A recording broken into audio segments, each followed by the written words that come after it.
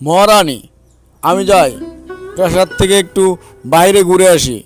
বাইরের হাওয়া বাতাস খেতে ভালোই লাগে। প্রাসাদে বসে থাকতে থাকতে আর ভালো লাগছে না, যাই আমি একটু ঘুরে আসি। হ্যাঁ যাও, তুমি বাইরে থেকে একটু ঘুরে আসো। প্রাসাদে থাকতে থাকতে এমনিতেও তোমার কাছে আর ভালো লাগছে না। রাজপ্রাসাদে কতক্ষণই বা ভালো লাগে।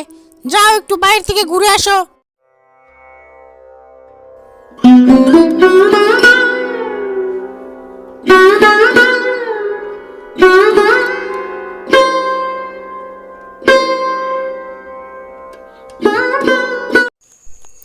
বৌমা, আমাদের ছেলে কোথায় গেল?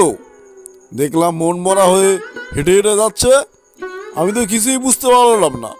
তুমি এ বিষয়ে কিছু বলতে পারো?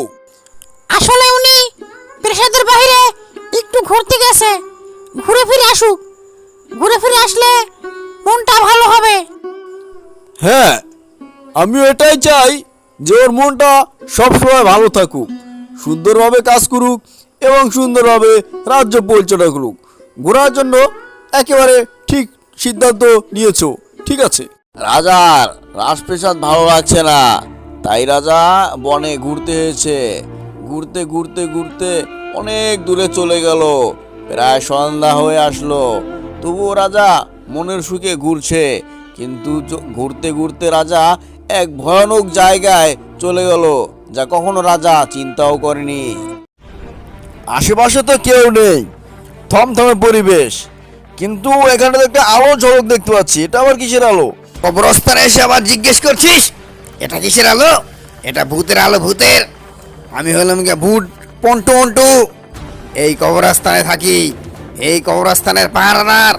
আমি কত কষ্ট করে এই কবরস্থানে ভূত হয়ে আছি, আর তুই আছিস রাজার বেশে, রাজা রানী প্রজা হয়ে। আজ থেকে আমি হব রাজা। কিন্তু এটা কি করে সম্ভব? আমি হচ্ছি এ রাজ্যের রাজা, আর তুমি হলে গিয়ে ভূত। তুমি যদি এই রাজ্যের রাজা হও, আমার রাজ্যের অনেক ক্ষতি হবে। আমি কখনোই বেঁচে থাকতে এই কাজ হতে দেবো না। তাই তো আমি তোকে এখানে বন্দি করে রেখে যাব, আর এ রাজ্যের আমি হব রাজা।